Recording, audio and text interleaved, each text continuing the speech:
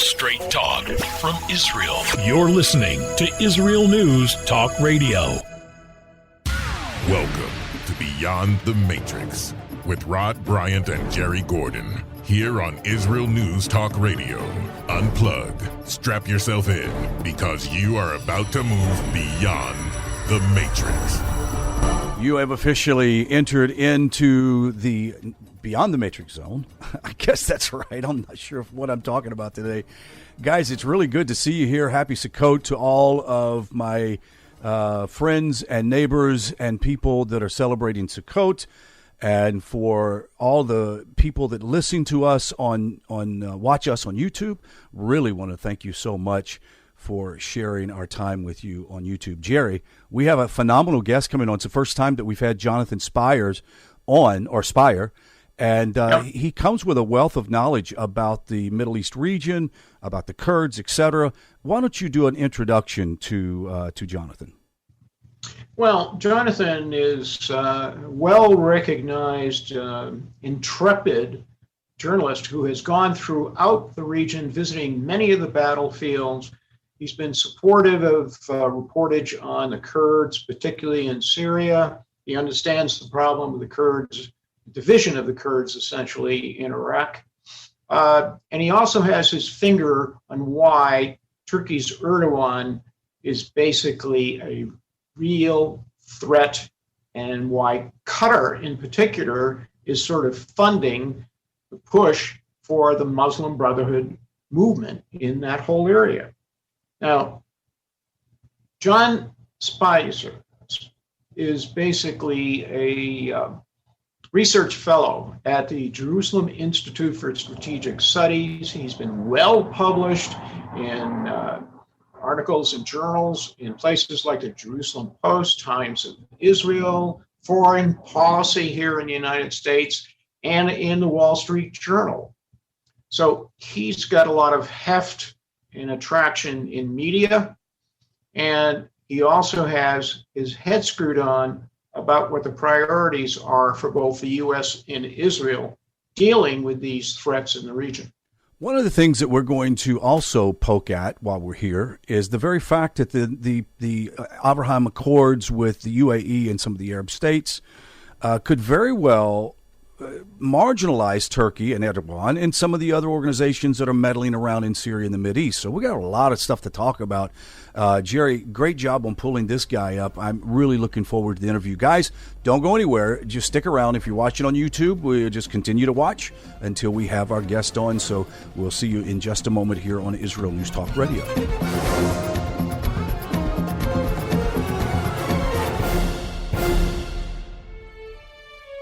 Israel is located in one of the most volatile areas in the world. Israel is an island of stability in a sea of war and unrest. In the midst of this turmoil, Israel stands out as a beacon of order and human progress.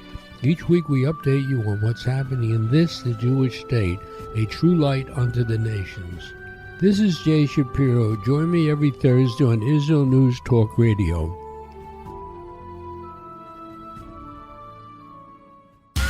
Welcome back to Beyond the Matrix, here on Israel News Talk Radio. We are glad you have joined us in the first segment of Beyond the Matrix here on Israel News Talk Radio. If you're joining us also on YouTube, Nativ Online, N-E-T-I-V Online, one word. We would appreciate you subscribe and also give us your feedback. We have our guest, which we've never had before on the show. And as most of you know, we're very connected with what's going on with the Kurds, the Kurdish people. And our guest has a very interesting relationship with the Kurdish people, to his own peril, I would guess, at times. And so, number one, I would like to know, why has the U.S. State Department barred you from entering the country? And why do you suspect that it's Turkey's Erdogan that's behind it? Thanks, Rod. Well, look, first of all, I want to say, start by saying the following. There's been some encouraging signs in recent days that this issue could be well on its way to resolution, which makes me very happy, and I'm optimistic about that. So let me start by saying, I think this is going to be sorted out. There's going to be a good conclusion to it, I think, and we'll be able to put it behind us. With regard to why I think it may well have been Turkey that was responsible or in some way or other involved in this issue, is just because I know the positions that I tend to come from when I'm doing my writing. Let's say I know the people I'm very critical of. There's a list of them, and the current government of Turkey is one of those, is on that list. And who else is on it? The Islamic Republic of Iran, ISIS, Hamas, Lebanese Hezbollah. Now, the only one of the countries on that list that in any way could possibly have any influence on a US government decision would be Turkey. The others just couldn't. And, I've covered, as you mentioned, the Kurdish story closely. I'm certainly not a loyalist or partisan of any Kurdish movement. I'm not a Kurd myself, but I am very supportive of Kurdish rights and national aspirations. And I think we know from the record that the government of Turkey is opposed to anybody who holds those positions. The current government of Turkey is well known for its harassment of journalists and the media, and not only on Turkish soil itself, but also in other countries. So put those two things together, and I'm just speculating, of course, but I would think there's probably some Turkish involvement in this whole unfortunate affair. Let me just also conclude, or also add that, when I say I criticize Turkey, that's shorthand for saying I'm critical of the government of Recep Tayyip Erdogan. Turkey as a country itself, I think, is a fantastic place. I've been there many times, had many happy times there. And, I really wish for the Turkish people that they can rid themselves of this regime, which is doing untold harm, both within Turkey and also in terms of Turkey's international name and international standing.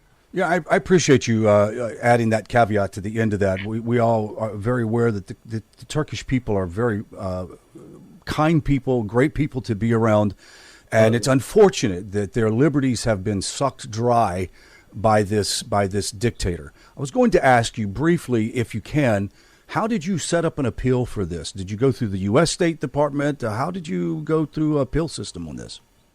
Well, the fact is that there isn't a formal appeals process. I was able to speak to some friends and try to get some stuff moving. I'm not really at liberty, I'm afraid, to go into any further details.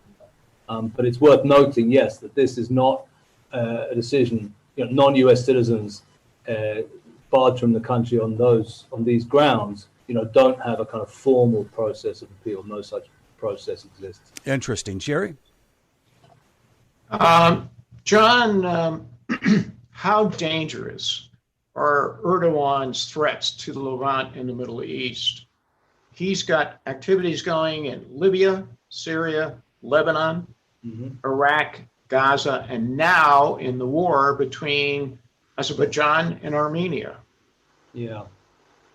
I think that they are Turkey's activities on the regional stage are deeply disruptive to any hope or any semblance of order. I call it is a kind of arc of destabilization which President Erdogan is engaged in. But we can now add Armenia and Azerbaijan to the list. But if you think of it geographically, excluding Armenia and Azerbaijan for a moment, you can trace a kind of contiguous line of Turkish destabilization, which stretches all the way from western Iraq, which Turkey actually launched an invasion of earlier this year. And the Turks now have a kind of 30-kilometer so-called security zone or zone of occupation across the border into Iraq. And you go westwards to Syria, where, of course, the Turks have carried out no fewer than 3 very disruptive and violent incursions in the course of the last half decade. The last one was just a year ago, just last October and November. They're now in occupation of 3 separate sections of northern Syria, and they've carried out large-scale ethnic cleansing there. You go further west to Lebanon, less well known, but I've written about it. Efforts to begin to stick a finger into northern Lebanon there to organize among the Sunni Arabs of northern Lebanon. Obviously, eastern Mediterranean, where they're disrupting the efforts by Greece and Israel and others to develop and export natural gas facilities, unilaterally declaring an exclusive economic zone on a massive swathe of the Mediterranean, intending to prevent the ability of Israel and others to build a pipeline to send natural gas to Europe, and then down to Libya. In every stage, in every context, the Turkish role leads to disruption, leads to conflict, and leads to instability. And what we're seeing is, a real attempt to emerge as an unchallengeable power in the Middle East. That's what Erdogan has in mind, to intimidate other countries into submission. That's what he has in mind. And I don't say it's going to work. I don't think it'll work, but it's going to take a lot of pushback from other countries before it's over. It's just getting started, I think, this pattern of behavior. So it's very worrying indeed. Turkey is emerging in many ways second perhaps only to Iran, or maybe by some estimates not second to Iran, as the major disruptive force in the region. And let me add with another arena, if you like, which is important not to forget, which is Israel itself, and specifically Jerusalem, and also the Gaza Strip. Turkey emerging as a major, practical, hands-on backer of the Hamas terror movement and of its de facto authority in the Gaza Strip. And Turkey also working quietly and behind the scenes to disrupt coexistence here in Jerusalem, in the city where I'm talking to you from and where I live, through the process of political agitation among the Arab communities of East Jerusalem to take them in an Islamist direction, and a direction over the longer term of revolt or of active opposition to Israel's authority. So they're working to foment disorder and destabilization along a massive swathe of the region, and they are good at it. They're doing well. They're creating a lot of disorder. Let me just also conclude on this by adding another element which we need to start thinking about. And that's the way that Turkey's doing this. Not just what they're doing, but how they're doing it. Turkey is working through interesting bodies. And a very interesting one we should note is a company called Sadat, which is a kind of private military contractor company run by a man called Colonel Adnan Tanrivedi, who's a close advisor to President Erdogan. This is a former Turkish Special Forces officer. And the company is a military contractor company, but it is overtly committed to a political agenda of political Islam. And this is all, it has a website, it's a company.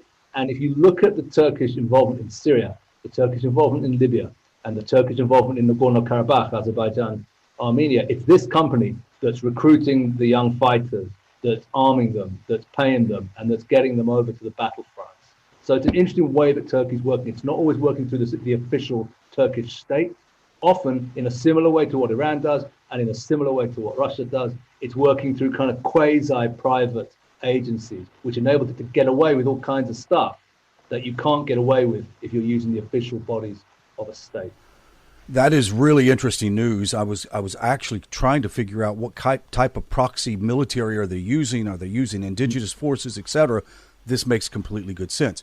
My thought process while hearing you explain this is that the recent new relationship, or put it this way, the public relationship between the UAE, the Israelis, and Serbia, et cetera, wouldn't Turkey's Erdogan be risking marginalizing himself to not be ineffective at all if the Arab states join with Israel?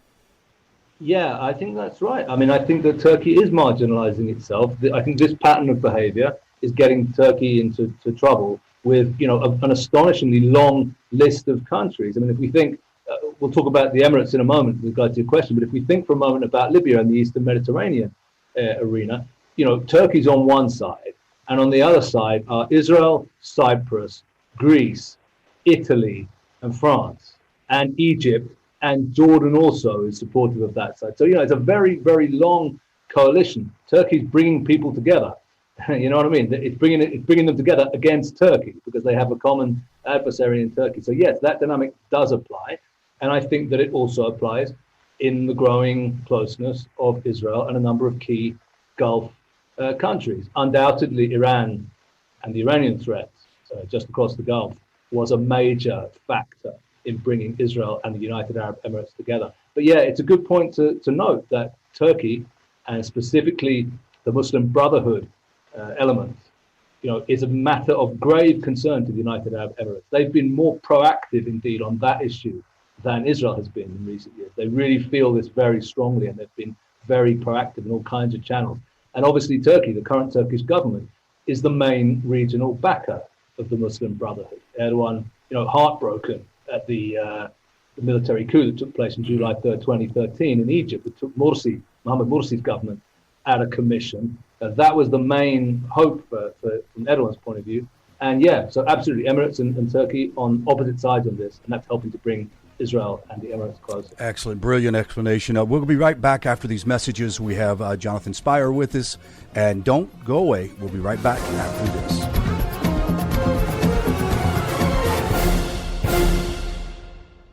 The Tamar Yona Show. Tamar? She's sassy. She's smart. She's funny. But she's also a real Jewish mother. Hi, everybody. I'm Tamar Yona. And yes, I can be all of those things. But at Israel News Talk Radio, I'm here to bring you the news stories and guests that you may not hear anywhere else. Join me live on air Sundays, Mondays, and Tuesdays for the most unique and bold talk radio in Israel. The Tamar Yona Show. Psalm 23, the Lord is my shepherd, I shall not want. Did you know this psalm and many others were composed by a Jewish shepherd and musician who later became a king? Would you like to know some of the inner meanings of psalms to help you connect with God and strengthen your soul? An exciting and easy-to-read book is now available which will help you do just that. Software for the Soul, Psalms for Everyone, available on Kindle, Audible, and Amazon.com. Software for the Soul. Modesty at the beach? It isn't just about body image. It's about feeling good. Modest swimsuits, so we don't get burned by the sun. So we won't get ogled by strangers. So we'll feel free to express ourselves without the need to expose ourselves. Let Marcy Modest help you to cover up what you want, how you want. Made in Israel. Visit marcymodest.com. That's MARSEA modest.com. And get a 10% discount on your first purchase.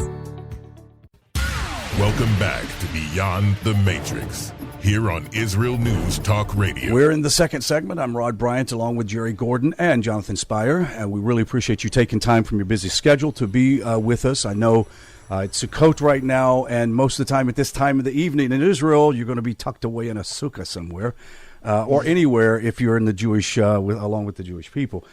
Jerry, go ahead. You had a question you asked during the break I thought was good. John, how does Qatar factor into Turkey's activities throughout the entire region? Yeah, well, Jerry, Qatar is Turkey's main ally among the Arab states, and Qatar is the main bank, the main financier of Muslim Brotherhood activities across the region, and is closely aligned with Turkey in that regard. It's kind of a useful combination. The Turks obviously don't have money to throw around. In fact, the Turkish economy is in dire straits at the moment. The Qataris have money, but they don't have much else that they can do. So it's a good combination. The Qataris provide finance, the Turks provide weaponry and military know-how, and often political know-how too. And if we think of the way that the Hamas enclave in Gaza works, it's a good example of that combination. It's Qatari money, by the way, dispensed with the consent and knowledge of Israel. Interestingly, it's Qatari money that keeps the Hamas enclave in existence. But as we've also been seeing in recent weeks, Hamas leadership is drawing closer and closer and closer to Turkey. And there is an active Hamas cell in Turkey, which does itself plan and carry out military and paramilitary activities in Israel, in Judea and Samaria, and in Gaza. So, it's a very, very close alliance in that regard. Each of these two countries has its own kind of well-defined role in this process. And between them, they're the main backers, I would say, of Muslim Brotherhood. Without doubt, they're the main backers of Muslim Brotherhood style Sunni political Islam across our region, stretching all the way from Libya, taking in also Israel, the Palestinian areas as well, and indeed Syria and further afield.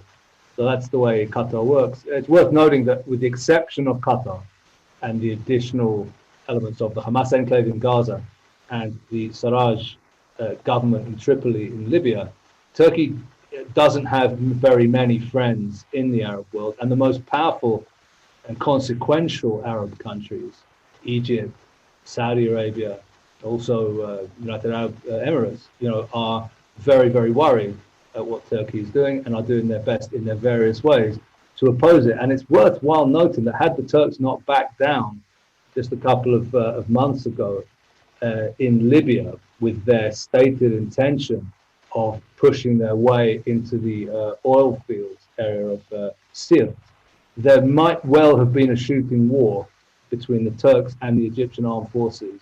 President Sisi said that's a red line. You push any further towards Jufra and towards the oil fields around Sirte, and we're going to push back. And the reason it didn't happen is because the Turks backed down. So Erdogan gets himself into all kinds of trouble, and then he's left sometimes with little choice but to climb down because he's got Qatar. He hasn't got many other friends. He's isolating himself through this mode of activity that he's pursuing. Early on, you mentioned that Erdogan is cranking up new activities in northeastern Syria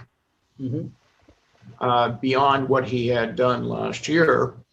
And the question is, to you, as a person who has known and evaluated the Kurds in that particular area, how valuable are they still as allies to the West, particularly the U.S., after the withdrawal from the region? Well, I think that they're very valuable to the U.S. I mean, I'm somebody who, has been supportive of and have written in support of U.S. strategy in Syria subsequent to, the events of a year ago, because I think, there is a clearly discernible strategy and it makes sense and it's working. And what that strategy is the attempt to deny Bashar Assad and the Russians and the Iranians on his side the fruits, so to speak, of their supposed victory in the Syrian civil war, and to do that by maintaining pressure on them, keeping Assad economically isolated, preventing him from getting money in to reconstruct, and keeping the pressure on him by keeping Syria divided, by maintaining those large enclaves which remain outside of Assad's control. The Kurdish area, in which there is still around 500 United States service personnel present, consists of just under 30% of the entire territory of Syria. And that area contains Syria's best agricultural land, and it contains Syria's oil. Bashar Assad would very much like to get his hands on both of those elements. And the fact that he's prevented from doing so is good from the US point of view. And secondly, of course, there's the enclave in the northwest of the country, which is maintained by the Turks with their Islamist allies, which accounts for another roughly 10% of the territory of Syria. So I think that maintaining the enclave, Kurdish-dominated enclave, east of the Euphrates River, on just under 30% of Syrian territory, is a very important element in that larger picture of maintaining the pressure on Assad, and thereby on Russia and Iran, and preventing them from, underlining the victory, so-called, in the civil war. So in this respect, I think that, the continued American presence in that area makes sense. And as we have seen, it's low cost. It's a very, very light American footprint. They're working with a very well-organized and militarily capable ally that's quite capable of, looking after themselves on the ground. If they have maybe help from the US just in the air and by a few advisors on the ground. So it's a low-budget, high-yield strategy, I think. I think it's working. I think it's good, and I hope it'll be maintained.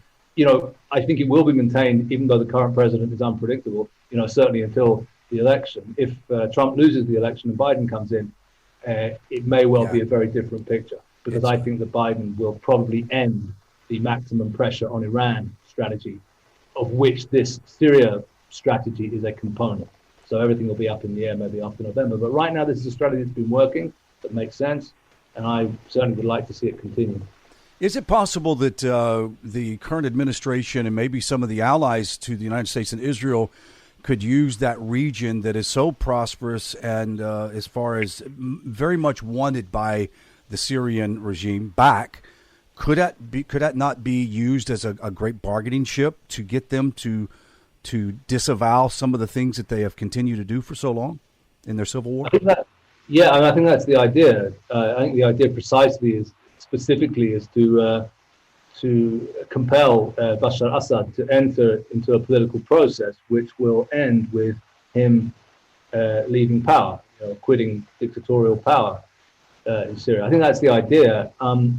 Personally, I think it has little chance of bearing fruit in the sense that I don't think Bashar Assad will comply or surrender to those demands. I think what he'll carry on doing is being defiant in continued alliance with Iran and with Russia. But, certainly from an Israeli point of view, that's kind of okay too. I mean, if he continues to be defiant and he just remains weak and isolated and poor, that's okay too. I think what we certainly, and what I think also America, would not wish to see is a situation in which he's still there and he's also able to rebuild and he's also able to do business and make money and just basically get back to the situation, of February 2011, so to speak, a month before the uprising broke out, in which he is a strong, solid component of the Iran-led regional alliance. That's what we don't want to see. Right. If it means him leaving power, that'd be good. If it means he doesn't leave power, but he's just weak and doesn't rule the whole country, that's kind of okay too. We also have the other side of the coin to examine. We've seen in the past when we have had regime change, the chaos that ensued after that with ISIS, et cetera, et cetera. So there might not be a bad idea to allow him to stay in weak. At least it keeps the lid on things for a while. I don't know. That's just my opinion, and it really doesn't matter much. I would personally tend to agree with that. I mean, I think that's probably a view that many people here in Israel have as well. A weakened, chastened Bashar Assad is by no means the worst thing that Syria that we could have on our northern border, so to speak. Jerry, we have about 2 minutes. Why don't you go ahead and ask a question before we go into the break? John, how effective, in your view, has been the Israeli contribution to isolating both Assad and Iran in neighboring Syria? Well, as we know, there's been this, what they call here in Israel, the campaign between the wars. There's been this ongoing air campaign over the skies of Syria to disrupt the Iranian project to entrench and consolidate itself in Syria. There's certainly been a lot of damage done, and there certainly has been partially effective in preventing or at least disrupting the process of supplying accurate, precision-guided weaponry to Hezbollah in Lebanon from across the soil of Syria. But I don't think it's not over. I mean, it hasn't been concluded. Iran is not quitting Syria. Iran is staying in Syria. Secondly, I think what we're seeing in Lebanon and what the Prime Minister Netanyahu, spoke about, I think in the UN just about a week ago, what we're seeing is that as a result of the inability to bring the weaponry and the systems across Syria, Hezbollah is going into production in Lebanon itself, producing that stuff. So it's a homegrown industry to produce that stuff. So it's an ongoing campaign, an ongoing open-ended campaign. It's been successful in the sense that it's disrupted and it's reduced and it's troubled the Iranian effort. It's not been successful if we define success as ending the Iranian effort and getting the Iranians to leave Syria. That's not happened, and it's not happening anytime soon, in my estimation. We have to go to a break, Jonathan and Jerry. So, guys, don't go away. We'll be right back after these messages. I do have a follow-up I want to add in reference to Francis Macron and some of his efforts that he's trying to do to deal with that. So when we come back, we'll address that question, and we'll be back after these very important messages.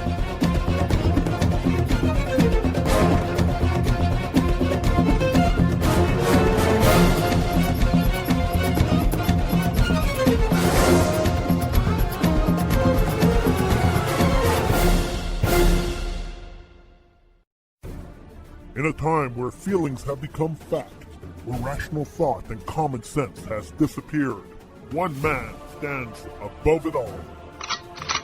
I'm Howie Sobiker, your political hitman. Political Hitman airs every Tuesday at 11:59 p.m. North American time, 7 a.m. Israeli time, only on Israel News Talk Radio. Are you interested in transforming your life, drawing closer to the Creator, and uncovering the deeper meanings and hidden treasures in the Hebrew Bible? Then join me, Rav Yitzhak Michelson, and me, William Hall, on the Science of Kabbalah, where we are seeking to narrow the gap between what we understand of our physical and spiritual worlds. So make sure to tune in every Tuesday at 5 p.m. Israel time, 10 a.m. Eastern Standard Time, here on Israel News Talk Radio. Welcome back to Beyond the Matrix, here on Israel News Talk Radio. Appreciate you guys sticking around. We're in the final segment. I'm Rod Bryant along with Jerry Gordon and Jonathan Spire. We've been talking about just to get a new Mideast update, and we had been talking a bit about the Kurds, and we sort of shifted around to Turkey's sort of meddling within the Mideast.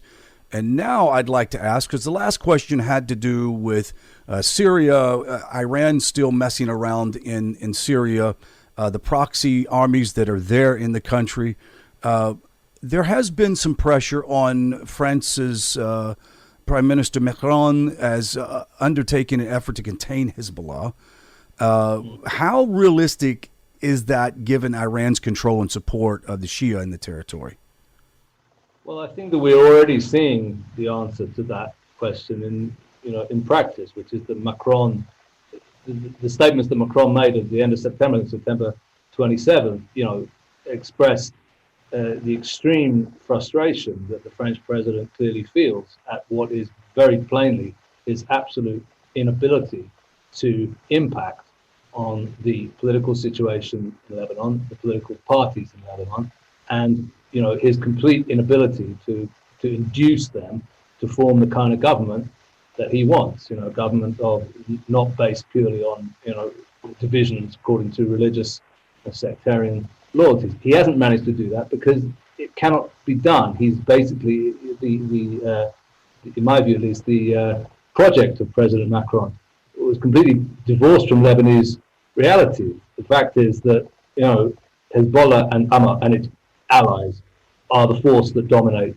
Lebanon. Iran dominates it through them, and they have no intention of conforming, to the demands of the French president. And if that means that the Lebanese economy and Lebanese people suffer, and they will continue to suffer, and if it even reaches a point which it may well reach, where there are literal shortages of both fuel and food in Lebanon, so be it. Hezbollah and Iran would rather that happen than to, I would say, surrender their control of the country to which is what Macron is kind of pushing for. The French president has made, frankly, some extremely naive statements, I would say, which just in recent weeks, which just betray a lack of understanding. I think he said, I'm not quoting directly, but he said recently, well, Hezbollah has to decide if it's going to be a legitimate force or if it's just a tool of Iran, something like that. What do you mean it has to decide? Everyone except for President Macron, I think, in the region and in the surroundings, already knows exactly what Hezbollah is. Hezbollah is a tool of Iran. It's neither more than that nor less than that. That's what it's going to be. So no, I don't think that President Macron's, charm offensive, so to speak, for Lebanese Hezbollah, including, officially meeting with a senior official of the organization, has any chance whatsoever of success. On the contrary, I think what needs to happen is sanctions on both Hezbollah and the state that it controls. And I think that France needs to and should follow the direction of other major European countries, including Germany, which have declared Hezbollah as a terror organization. France is currently the holdout on that process in terms of top European countries. I think France needs to really change direction in that regard. It's not going to work, and President Macron will not have a diplomatic achievement out of any of this. He'll just come out of it looking weak. Could you share or shed some light on why France has such consternation to do this? Why they're not really coming out against Hezbollah and really making a statement like their partners are doing?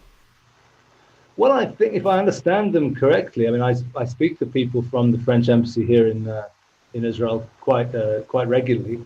If I understand them correctly, they simply have the view that Hezbollah is, like it or not, is a major player in Lebanon. Therefore, if you want to get anything done, you have to deal with all the factors and all the players.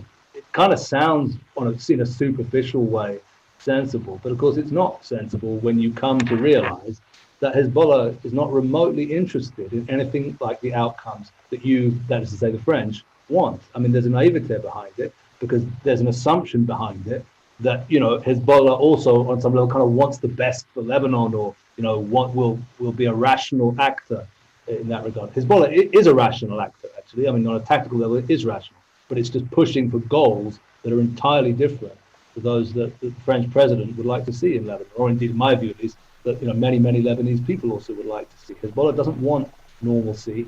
It doesn't care about that, because Hezbollah's domination of Lebanon, in a sense, kind of depends on Lebanese political dysfunctionality. Mm-hmm. Hezbollah is the strong force within an extremely rotten and corrupt and broken down public system of public life in Lebanon. And that's exactly the way that Hezbollah likes it. So the only real answer to this right now is going to be more sanctions and keeping the pressure on their movements. Yeah, I absolutely do think so. I mean, I think that, again, this policy, the strategy of maximum pressure on Iran, I think is good. I think it's producing results. And I think it should be applied not only to Iran itself, but also to Iran's various clients and indeed satellites in the region. Lebanon is not correct. It's not correct to describe Lebanon as a client of Iran. It's something much more than that. An Iran-controlled political military force controls Lebanon today. That is the de facto reality we need to come to terms with.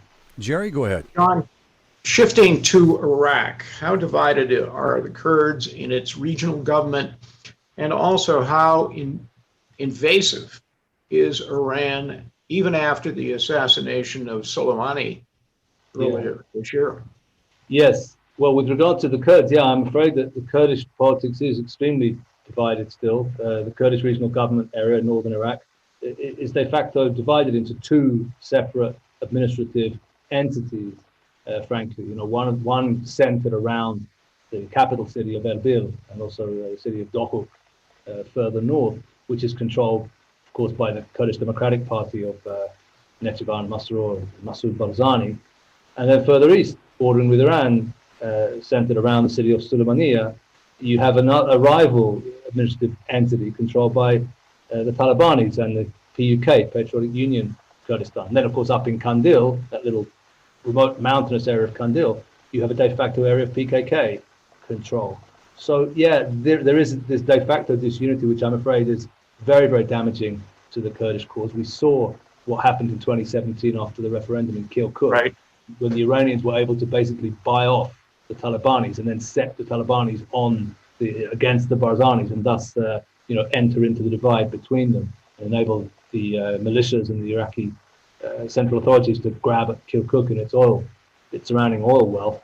So I'm afraid this is a dysfunctionality which the Kurds really need to fix. But I'm afraid this kind of division has bedeviled Kurdish nationalist politics throughout its existence, and it doesn't look like there's going to be any solution anytime soon, sadly. With regard to Iran, Iran is doing or seeking to do in Iraq exactly what it did in Lebanon in the 80s and 90s, in the first decade of this century, which is in effect to kind of implant a kind of deep state, so to speak, within the official Iraqi state. And that deep state, with political and military and criminal and economic elements to it, is, of course, entirely under the control of the Islamic Revolutionary Guards Corps and via them of the supreme leader in Tehran. That's what they already have in Lebanon. It's done, right? They control Lebanon. They don't yet control Iraq. The project is still more in its infancy, but that's what they're going for. That's what they're trying to do. And they're already quite a long way down the road, by the way. In other words, the role of Iran-supported bodies in Iraqi public life is extremely central and very hard to dislodge. An example, as you know, beginning in last October, there was a very wide-scale process of demonstrations, mainly, by the way, involving young Shia Iraqis against the system, against this corrupt system. And we saw the way in which the Shia militias controlled by Iran were used as an instrument to put down those demonstrations, often with extreme brutality, often with using live fire on unarmed demonstrators.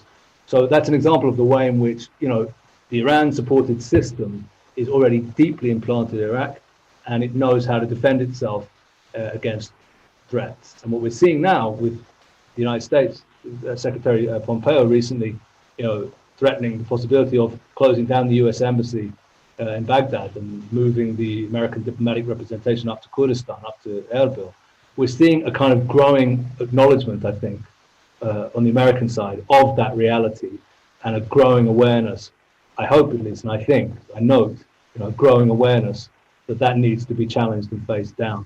When we talk about the ongoing withdrawal of the United States conventional forces from Iraq, I personally don't necessarily see that as a bad thing. I mean, those soldiers, those service personnel were there to fight ISIS. ISIS is largely defeated.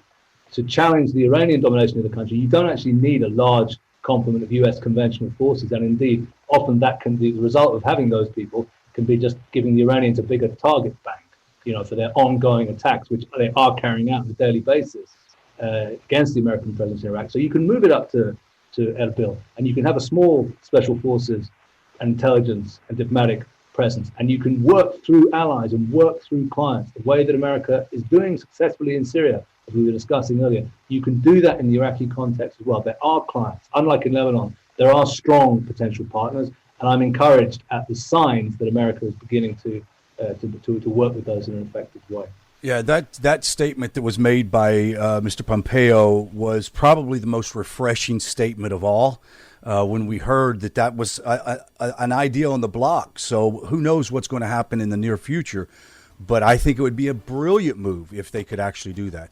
Jonathan, we're at the end of the show. Thank you so much for coming on. Hopefully it won't be long before we'll have you back.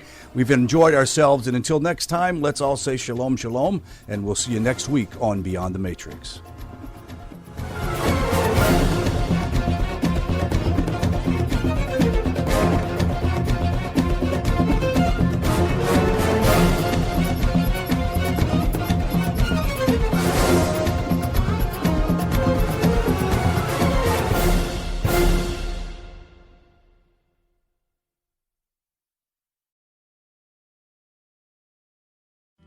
Where can you get the inside news on Israel?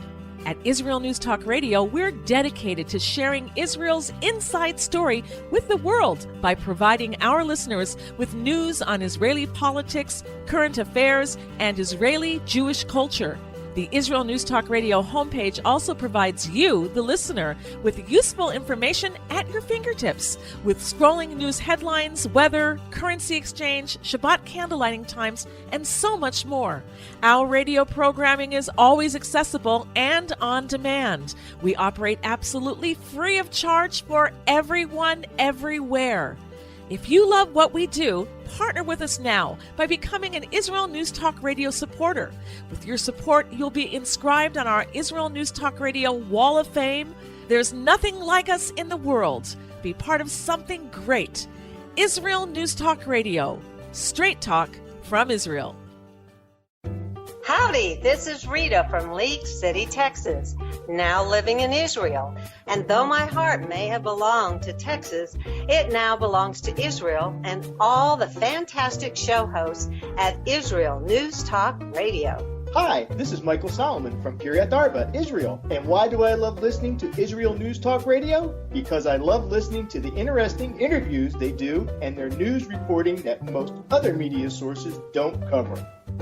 Hey, this is Nicole Eko from Malmö, Sweden. It gets pretty cold here in Sweden, so I love cuddling up with a warm cup of tea while I listen to Israel News Talk Radio. Hey everybody, this is Frank Morris from Tennessee. Me and my dog Buster really love listening to Israel News Talk Radio. You're listening to Israel News Talk Radio.